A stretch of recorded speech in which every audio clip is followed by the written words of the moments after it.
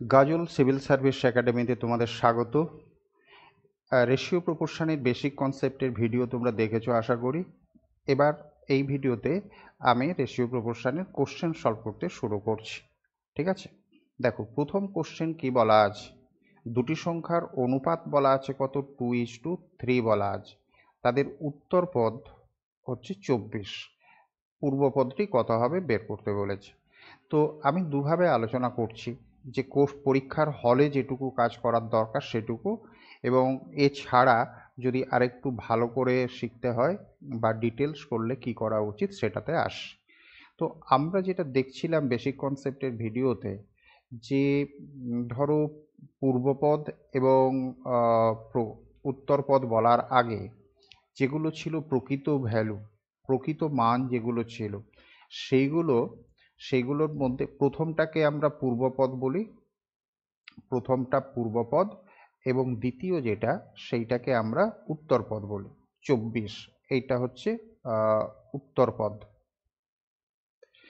এবার আমরা দেখছিলাম কি, এই পূর্বপদকে হয় গুণ করে অথবা ভাগ করে, গুণ করে অথবা ভাগ করে আমরা অনুপাতের সংখ্যাগুলো পাচ্ছিলাম।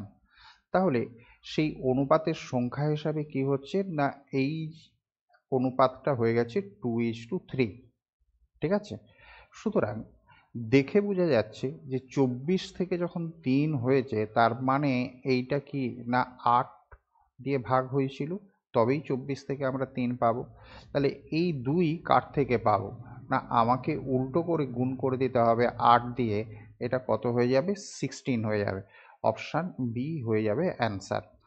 আমি এদিক থেকে 8 দিয়ে ভাগ করে তবে 3 পাবো, তাহলে তোমাকে প্রশ্ন করতে হবে যে কতকে 8 দিয়ে ভাগ করলে, কতকে 8 দিয়ে ভাগ করলে 2 পাবো, তার মানে তোমাকে উল্টো 2কে 8 দিয়ে গুণ করলে কি হবে সেইটা অ্যান্সার হয়ে যাবে। এবার হচ্ছে যে যদি আমরা আরেকটু বেসিক, আরেকটু ডিটেলসে করব মনে করি, তাহলে কি করব না, পূর্বপদ আমি জানি না, পূর্বপদ ধরে নিচ্ছি এক্স, এবং উত্তরপদ কোশ্চেনেই বলে দেওয়া আছে কত, 24। তাহলে পূর্বপদ এবং উত্তরপদের অনুপাত হয়ে যাবে x:24, এবং এইটা সমান সমান কি বলা আছে না 2:3 বলা আছে। ঠিক আছে, তাহলে এই চারটে পদের মধ্যে সম্পর্ক কি ছিল না, দুপাশে দুটো পদের গুণফল, 1 নম্বর এবং 4 নম্বরের গুণফল, দ্যাট ইজ x×3, এইটা ইকুয়াল টু কি ছিল, মাঝের দুটোর গুণফল, অর্থাৎ 24×2। সুতরাং x ইকুয়াল টু কি হয়ে যাবে না, x ইকুয়াল টু আমরা 24×2/3 করব, 3 দিয়ে এটা ক্যান্সেল হলে 8 হবে, 8 দুয়ে কত পাবো, 16 পাবো। অপশান বি হয়ে যাবে এটার অ্যান্সার, অপশান বি এটার অ্যান্সার হয়ে যাবে। চলো পরের কোশ্চেনে কি আছে দেখি। দেখো পরের কোশ্চেনও আমি দুরকম উপায়ে আলোচনা করছি, যে প্রথম কথা শুধুমাত্র প্রশ্নটার সমাধান করতে গেলে কি করা উচিত সেটাও করছি, এবং কোশ্চেনটা শিখতে গেলে কি করতে হবে সেটাও আমি করে দেখাচ্ছি। দেখো যখন শুধুমাত্র এটাই প্রশ্ন হবে যে a:b তোমাকে দেওয়া আছে এবং b:c দেওয়া আছে, আমাদেরকে বের করতে বলেছে ABC-র অনুপাত, তখন আমরা জাস্ট অবজারভেশন করে অপশান থেকে দেখে আমরা বলে দিতে পারবো কি হবে। যেমন কোশ্চেনে দেওয়া আছে a:b সমান 4:3। দেখো অপশান এতে এইটা কি 4:3 হচ্ছে, 4:3 হচ্ছে না, তার মানে অপশান এ অ্যান্সার হবে না। ধরো অপশান সি এর মধ্যে কি হচ্ছে, এটাতে 5 দিয়ে ভাগ করলে আমরা 4:5 পেয়ে যাব। এই প্রথম দুটো পদ এ বিকে রিপ্রেজেন্ট করছে, এটা আমরা 4:5 পাবো, বাট আমাদের দরকার কত, 4:3, তার মানে অপশান সি এর মধ্যে অ্যান্সার হবে না। এটা তো দেখতে একদম পরিষ্কার বোঝা যাচ্ছে 3:1, তার মানে অপশান ডি এর মধ্যেও অ্যান্সার হবে না, অপশান বি এর মধ্যেই অ্যান্সার হবে। 20 এবং 15 একে যদি 5 দিয়ে ভাগ করো তাহলে এটা 4:3 হবে, এবং 15 আর 6 একে যদি তুমি 3 দিয়ে ভাগ করো তাহলে এটা 5:2 হয়ে যাবে। অপশান বি থেকে আমরা অ্যান্সার পেয়ে যাব, অপশান বিটাই কোশ্চেন স্যাটিসফাই করবে। এই হচ্ছে পরীক্ষার হলে কিছু না করে শুধুমাত্র চোখের নজরেই যদি সলভ করতে যাও তাহলে অপশান টেস্ট করে দিতে পারো। কিন্তু এই কোশ্চেনটা শেখারও দরকার আছে, কারণ এমন অনেক প্রশ্ন থাকতে পারে যেখানে A/B/C বের করে তারপর আমাদেরকে সলভ করতে হবে। তাহলে চলো আমরা এবার অঙ্কটা শেখার জন্য চেষ্টা করি। যে A/B বলা আছে কি না 4:3 সরি 4:3, আর B/C বলা আছে কি না B/C বলা আছে 5:2 বলা আছে। এবার আমাদের প্রথম যে কাজটা হবে, আমি কিন্তু একদম টেক্সটবুক মেথডে বলছি, এরকমের জন্য শর্টকাট হয়তো তোমরা জানো, বাট আমি সেই শর্টকাটের থেকে মানে মূল জিনিসটা কি সেটা আগে ধরার চেষ্টা করো। আমরা প্রথম দেখব যে দুটো অনুপাতের মধ্যে কমন টার্ম কি আছে। দুটো অনুপাতের মধ্যে কমন টার্ম আছে বি। প্রথম অনুপাতে বি রিপ্রেজেন্ট করছে এই 3কে, এবং দ্বিতীয় অনুপাতে বি রিপ্রেজেন্ট করছে কি 5কে। তো আমাদের কাজ হবে এই যে বি বলতে যেটা বোঝাচ্ছে তার সংখ্যা মানটাকে দুটো অনুপাতেই সমান করা, অর্থাৎ এই 3 এবং এই 5 এর দুটোকেই সমান করা। তো অনুপাতের ক্ষেত্রে আমরা কি করতে পারি, একই সংখ্যা দিয়ে গুণ করতে পারি অথবা ভাগ করতে পারি, যোগ বা বিয়োগ কিন্তু করা যাবে না। এইটা মাথায় রাখো, আমি কথাটা আবার বলছি, অনুপাতের দুটো পদকে তুমি একই সংখ্যা দিয়ে গুণ করতে পারো অথবা ভাগ করতে পারো, কিন্তু যোগ অথবা বিয়োগ করা যাবে না। তো এক্ষেত্রে এই 3 এবং 5কে যদি সমান করতে হয় তাহলে আমাদেরকে কি করতে হবে, পাল্টাপাল্টি সংখ্যা দিয়ে আমরা গুণ করে দেবো। অর্থাৎ এই যে 5 আছে, এই 5 দিয়ে প্রথম অনুপাতটাকে আমরা গুণ করব, এবং এই 3 দিয়ে কি করব, দ্বিতীয় অনুপাতটাকে গুণ করব ইন্টু 3। এবার যখন গুণ করব তখন আমরা কি পাবো দেখো, 5 দিয়ে গুণ করলে এটা পাবো 20:5 3 15, 5 দিয়ে 4কে গুণ করব, 5 দিয়ে 3কেও গুণ করব, 20:15। একই রকমভাবে 3 দিয়ে আমরা 5কে যদি গুণ করি তাহলে হবে 15, এবং 3 দিয়ে 2কে গুণ করলে আমরা পাচ্ছি 6। তাহলে এর থেকে আমরা লিখতে পারবো যে A/B/C কি হবে না 20:15:6, অর্থাৎ A যদি 20 হয়, B হবে 15, B যদি 15 হয়, C হবে 6। এইটা এছাড়া তোমরা যে শর্টকাটটা জানো সেই শর্টকাটটাও আমি একটু আলোচনা করে দিই, বাট সেই শর্টকাট করতে গেলে প্রথমত এই জিনিসটা খেয়াল করতে হবে যে অনুপাত দুটো ঠিকভাবে সাজানো আছে কি না। অর্থাৎ প্রথমটা বি দিয়ে শেষ, তারপরেরটা বি দিয়ে শুরু, এরকম যদি থাকে তবেই আমরা এরকম করতে পারি। কি করতে পারি দেখো, 4:3, B/C বলা আছে 5:2। তো আমরা যেটা করতে পারি, এরকম দয়ের মতো একটা গুণ, 4 এবং 5-এর গুণ, 5 এবং 3-এর গুণ, এবং 3 এবং 2-এর গুণ। 4 এবং 5-এর গুণ করলে এখান থেকে আমরা পাচ্ছি A/B/C এর অনুপাত। 4 এবং 5-এর গুণ করলে আমরা পাবো 20, 5 এবং 3-এর গুণ করলে আমরা পাবো 15, 3 এবং 2-এর গুণ করলে আমরা পাবো 6। সুতরাং A/B/6 B/C হয়ে যাবে 20:15:6। বাট আবারও বলি, এই শর্টকাটটা অ্যাপ্লাই করা যাবে তখনই যদি কেবলমাত্র এই রকম যে সিচুয়েশানটা, এই সিচুয়েশানটা যদি থাকে তবেই একমাত্র সলভ করা যাবে, এই শর্টকাট ব্যবহার করা যাবে, না হলে কিন্তু এই শর্টকাট ব্যবহার করা যাবে না। সরি, পরের প্রশ্ন দেখো, এখানে কি বের করতে বলেছে দেখো, এখানে দিয়েছে যে A/B দেওয়া আছে, B/C দেওয়া আছে, আমাদেরকে বের করতে বলেছে A/C। এরও আমি শর্টকাট দেখাচ্ছি, আর শর্টকাট যদি না হয় তাহলে কি হবে সেটাও দেখাচ্ছি। তো প্রথম একদম টেক্সটবুক মেথডে কি হওয়া উচিত সেটার কথা বলি। অ্যাকচুয়ালি আগের কোশ্চেনে আমরা যেভাবে সলভ করলাম এখানেও আমরা সেই কাজটাই করব। 3:4, A এবং B দেওয়া আছে 3:4, বিসির রেশিও দেওয়া আছে কত? বিসির রেশিও দেওয়া আছে 5:7। ঠিক আছে, তাহলে আবারও আমি সেই টেক্সট বুক মেথডেই বলি। দেখো দুটোর মধ্যে কমন টার্ম কি আছে? বি আছে। তাহলে এখানে 4 এবং এখানে 5, একে সমান করব। সমান করতে গেলে প্রথমটাকে দ্বিতীয়র যে 5 আছে এই 5 দিয়ে গুণ করব, এবং দ্বিতীয় অনুপাতটাকে কি করব? প্রথমটার যে বি, দ্যাট ইজ 4 দিয়ে গুণ করব। তাহলে এটা কি হয়ে যাবে?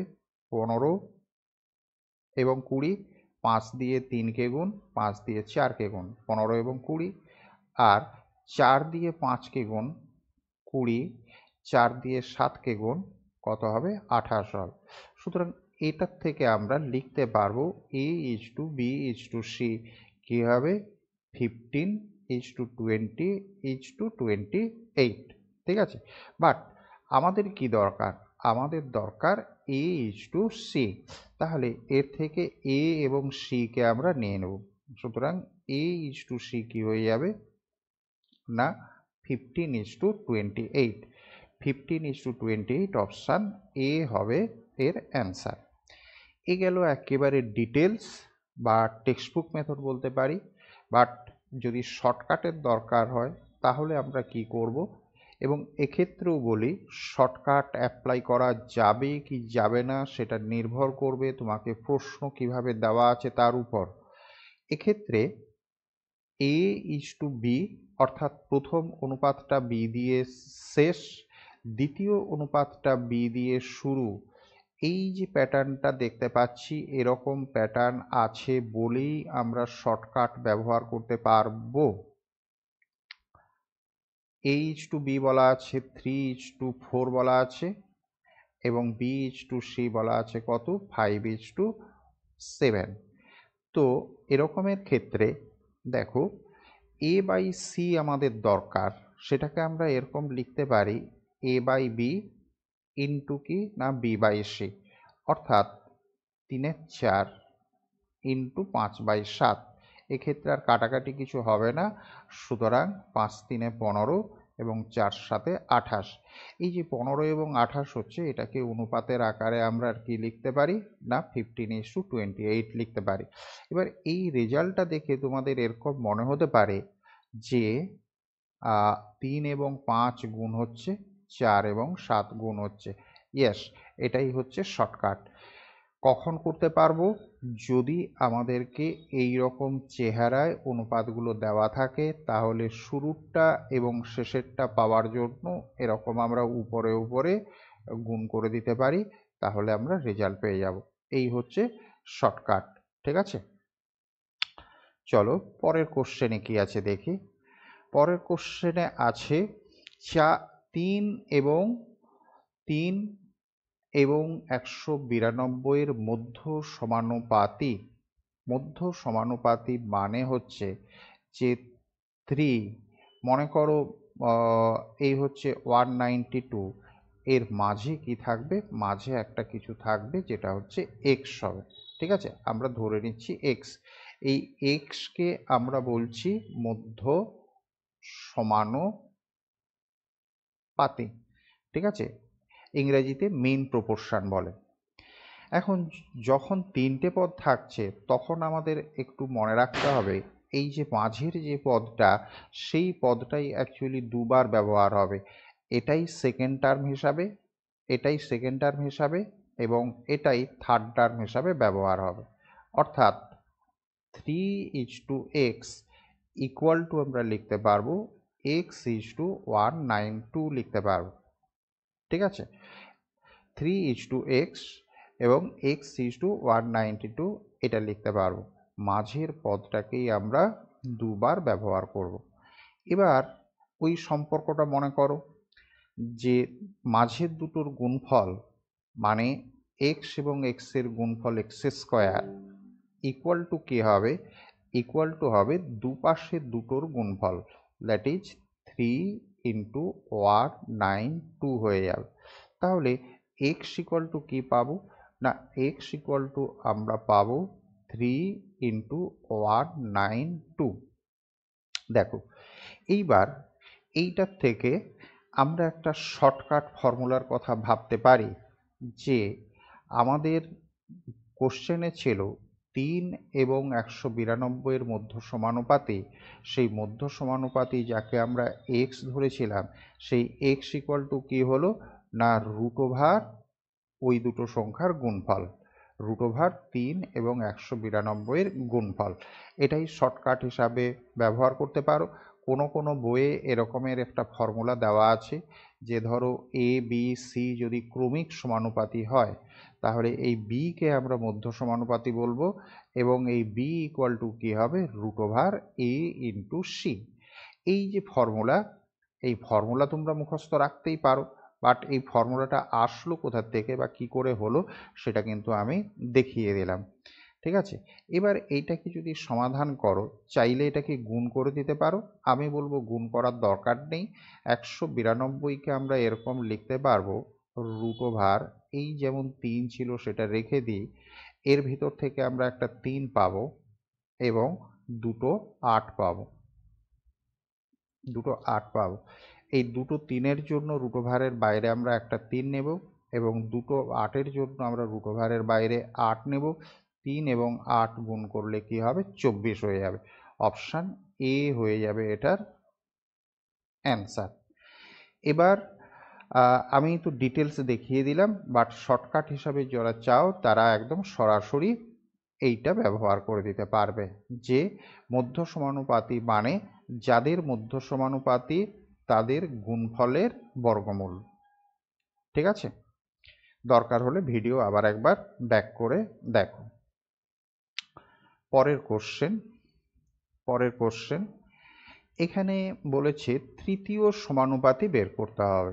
তৃতীয় সমানুপাতি অর্থাৎ 16 আছে, 40 আছে এবং তৃতীয় সমানুপাতি। তাহলে আমি ধরে নিচ্ছি 3 নম্বর পদটা এক্স বের করতে বলেছি, এক্স ধরে নিচ্ছি, এক্স ইকুয়াল টু কী হবে বের করতে হবে। তাহলে এক্ষেত্রেও আমরা সেই একই কাজ করব, যে এই মাঝেরটাকে দুবার ব্যবহার করব, অর্থাৎ 16:40 ইকুয়াল টু কী হয়ে যাবে না 40:x হয়ে যাবে। সুতরাং আবারও ওই সম্পর্ক, দুপাশে দুটোর গুণফল, দ্যাট ইজ দুপাশে দুটোর গুণফল মানে হচ্ছে 16 × x ইকুয়াল টু মাঝের দুটোর গুণফল মানে হচ্ছে 40 × 40। ঠিক আছে, বা এটাকে আমরা 1600 বলে দিই। ঠিক আছে, তাহলে x ইকুয়াল টু কী হয়ে যাবে না 1600 1600/16, এটা হিসাব করলে আমরা কি পেয়ে যাব 100 পেয়ে যাব। অপশান ডি হয়ে যাবে এটার অ্যান্সার। ঠিক আছে, এগেন এটাকেও আমরা শর্টকাটে বলতে পারি এরকম, যে 16:40 একে যদি আমরা রেশিওতে কনভার্ট করি তাহলে কি হবে 8 দিয়ে ভাগ দিলে এটা হয়ে যাবে 2 এবং এটা হয়ে যাবে কত 5, 2:5। এবার এই 40 এবং এক্স এই দুটোর মধ্যেও কিন্তু রেশিও কি হবে না 2:5 হবে। 40 এবং এক্স এই দুটোর মধ্যেও কিন্তু রেশিও কি হবে x:5 হবে। ঠিক আছে, এখন যদি 2 = 40 হয় তাহলে আমরা দেখে বুঝতে পারছি যে 20 দিয়ে গুণ হচ্ছে, 2কে 20 দিয়ে গুণ করলে তবে আমরা প্রকৃত মান 40 পাবো। তাহলে 5কেও আমরা কি করব 20 দিয়ে গুণ করব, এটা হয়ে যাবে কত না 100 হয়ে যাবে। আমরা শর্টকাটে এভাবে চোখের নজরেও সলভ করে দিতে পারি। আই হোপ তোমরা বুঝতে পারলে। পরের কোশ্চেন দেখো, এখানে কিন্তু চতুর্থ সমানুপাতি বের করতে বলেছে। এখানে চতুর্থ সমানুপাতি বের করতে বলেছে, তার মানে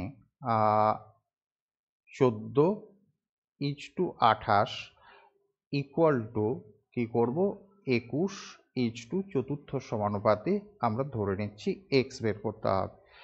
আমি আবারও বলছি শর্টকাটে করা যেতেই পারে, তার আগে আমরা বেসিক কনসেপ্টটাও বুঝে নিই। ঠিক আছে, তো দুপাশে দুটোর গুণফল, তার মানে হচ্ছে 14 × x ইকুয়াল টু কী বলবো না 28 × 21 এটা বলবো। তাহলে x ইকুয়াল টু কী হয়ে যাবে না 28 গুণ 21 বাই হচ্ছে 14। তো এটাকে আমরা 2 দিয়ে ক্যান্সেল করি, 14 দিয়ে ক্যান্সেল করলে 2 পাবো। সব মিলিয়ে এক্স ইকুয়াল টু কী পাচ্ছি না 42 পাচ্ছি, অর্থাৎ চতুর্থ সমানুপাতে হয়ে যাবে 42, দ্যাট ইজ অপশান সি হয়ে গেল অ্যান্সার।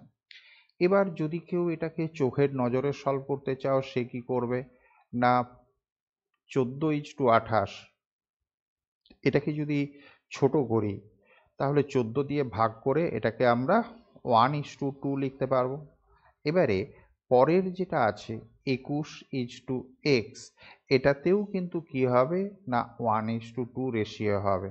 তাহলে 1 যদি 21কে রিপ্রেজেন্ট করে, 1 যদি 21কে রিপ্রেজেন্ট করে, আমাদের কিন্তু গুণ অথবা ভাগের আকারে ভাবতে হবে। গুণের আকারে কত পাচ্ছি 21 দিয়ে গুণ, সুতরাং 2কেও আমরা কি করব 21 দিয়ে গুণ করলে আমরা 42 পেয়ে যেতে পারি। ঠিক আছে, আমি দুরকম উপায়ে আলোচনা করে যাচ্ছি। অ্যাকচুয়ালি পরীক্ষার হলে কি করতে হবে সেটা, এছাড়া টেক্সট বুক মেথডে কী হবে সেটাও আমি পাশাপাশি আলোচনা করে যাচ্ছি, যাতে তোমরা কনসেপচুয়ালি স্ট্রং হতে পারো। দেখো, খুবই খুবই ইম্পর্টেন্ট কোশ্চেন, কিন্তু খুবই ইম্পর্টেন্ট কোশ্চেন, ভালো করে মার্ক করো এবং ভালো করে দেখো। ঠিক আছে, ভালো করে দেখো। কোশ্চেনে বলা হচ্ছে যে 3x equal to 5y equal to 4z।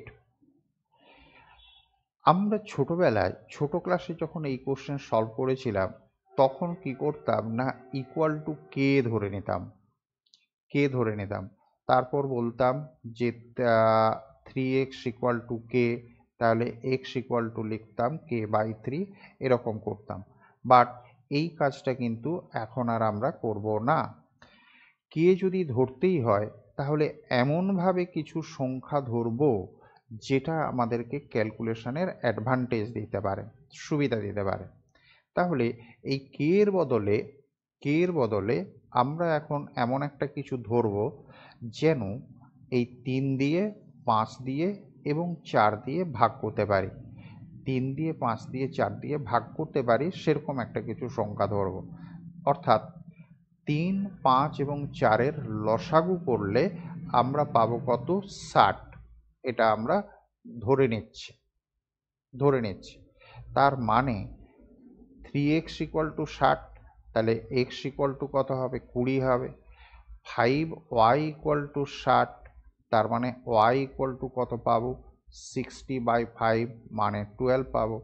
একই রকমভাবে 4z ইকুয়াল টু যদি 60 হয়, তাহলে z মানে কত হবে 60/4 মানে 15 পাবো। সুতরাং x is to y is to z কি হবে না x মানে পেলাম 20, y মানে পেলাম 12 এবং z মানে কত পেলাম, z মানে 15 পেলাম। ঠিক আছে, তাহলে 20:12:15 আমরা অপশান বিতে আছি, এইটা দেখতে পাচ্ছি, অপশান বি হয়ে যাবে এটার অ্যান্সার। ঠিক আছে, সুতরাং আমরা কে এর বদলে আমাদের পছন্দসই সংখ্যা, যেটা আমাদের ক্যালকুলেশনের সুবিধা দেবে, সেরকম একটি সংখ্যা আমরা ধরে নিচ্ছি। ঠিক আছে, এছাড়াও আরও অনেক রকম উপায়ে আলোচনা করা যেতে পারে, এক্ষেত্রে আমি আর বিকল্প কোনো আলোচনা করলাম না। দেখো পরের কোশ্চেন কি আছে। পরের কোশ্চেনও কিন্তু খুবই গুরুত্বপূর্ণ কোশ্চেন, যে কোনো পরীক্ষার জন্য সমান গুরুত্বপূর্ণ।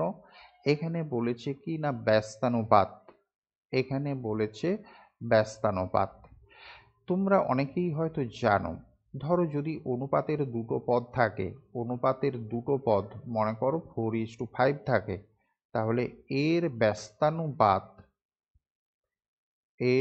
ব্যস্তানুপাত কি হয় না 5 এবং 4 জায়গা বদলে দেয়, 5 এবং 4 জায়গা বদলে দেয়।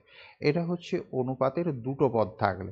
এখন এই কথাটা থেকে তোমাদের এরকমের মনে হয় যে অনুপাতের যদি 3টে পদ থাকে, 4:5:7 থাকে, তাহলে এর ব্যস্তানুপাত কি হবে, এর ব্যস্তানুপাত তোমাদের মনে হতে পারে যে এরকম করে উল্টে দিই 7:5:4। ভুলেও কিন্তু এই কাজটা করবে না। তোমরা পাশে নোট করে এটাকে কেটে রাখো। যখন 3টে পদ থাকে তখন কিন্তু এরকম করে উল্টে যায় না। কেন উল্টে যায় না কিংবা কি হয় সেটা আমরা আলোচনা করছি একেবারে টেক্সট বুক মেথডে। তাহলে এদের ব্যস্তানুপাত কি হবে? প্রথম কাজ হবে যেটা তোমাকে দেওয়া আছে সেটাকে উল্টে লেখা, অর্থাৎ 4 ছিল, 4-এর ব্যস্তানুপাত বললে 1/4 হবে। 5 ছিল, 5-এর ব্যস্তানুপাত বললে আমরা 1/5 করব। ইচ টু 7-এর ব্যস্তানুপাত কি হবে না 1/7 হবে। বাট অনুপাত বের করতে গেলে সেটা সবসময়ই কি হবে, ন্যূনতম পূর্ণ সংখ্যার আকারে প্রকাশ করতে হবে। অনুপাতকে কখনো এই রকম ভগ্নাংশের আকারে প্রকাশ করা যায় না কিংবা দশমিকের আকারে প্রকাশ করা যায় না। অনুপাতকে সবসময় পূর্ণ সংখ্যার আকারে প্রকাশ করে লেখা হয়। তাহলে একে পূর্ণ সংখ্যা করতে গেলে আমরা কি করব না 4, 5 এবং 7-এর লসাগু, 4, 5 এবং 7-এর লসাগু লসাগু কি হবে 4 গুণ 5 গুণ 7, অর্থাৎ এটা 140 হয়ে যাবে। এই 140 দিয়ে প্রত্যেকটাকে আমাদের গুণ করতে হবে, মানে 1/4 into 140 is to 1/5 into 140 is to 1/7 into 140। ঠিক আছে, আমাদেরকে এই কাজটা করতে হবে। এবার এইটাকে যদি সরল করি, এই 4 দিয়ে 140কে যদি কাটি তাহলে এটা হবে 35। 5 দিয়ে যদি 140কে কাটি এটা হবে 28। 7 দিয়ে যদি 140কে কাটি তাহলে এটা হবে কত 20, অর্থাৎ 35 is to 28 is to 20, 35 is to 28 is to 20 option A হয়ে যাবে এটার অ্যান্সার। ঠিক আছে, ব্যস্তানুপাত এভাবে আমরা পাচ্ছি। এখন এক্ষেত্রে আরেকটা কথা বলে রাখি, ব্যস্তানুপাত বের করার কথা কিন্তু সবসময় সরাসরি কোশ্চেনে তোমাদেরকে নাও দিতে পারে।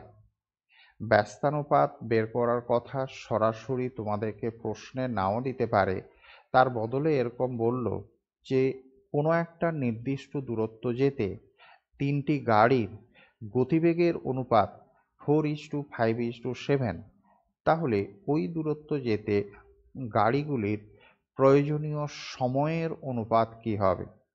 আমি আবার একবার বলছি, 3টে গাড়ির গতিবেগের অনুপাত বলে দিল এই 4:5:7, তোমাকে বের করতে বলল যে তাদের সময়ের অনুপাত কি হবে। তো আমাদের একটু জানার দরকার, গতিবেগের সঙ্গে সময় হচ্ছে ব্যস্তানুপাতের সম্পর্ক, তার মানে ইনডাইরেক্টলি তোমাকে ওই প্রশ্নে ব্যস্তানুপাতই বের করতে বলা হচ্ছে। তো ব্যস্তানুপাত বের করতে গেলে আমাদের এইভাবে সমাধান করতে হবে। এরও শর্টকাট হয়, বাট সেই শর্টকাট আমি দেখাচ্ছি না, কারণ এত শর্টকাটে তোমরা হয়তো পাজলড হয়ে যাবে। তো আই হোপ আপাতত আমি এই 8টা প্রশ্ন আলোচনা করলাম, যেগুলো রেশিও প্রপোর্শনের ক্যালকুলেশন বেসড, রেশিও প্রপোর্শনের একেবারে বেসিক ক্যালকুলেশন বেসড কোশ্চেন আলোচনা করলাম। পরের অংশে আমি কিছু লেখা প্রশ্ন নিয়ে আলোচনা করব। Thank you.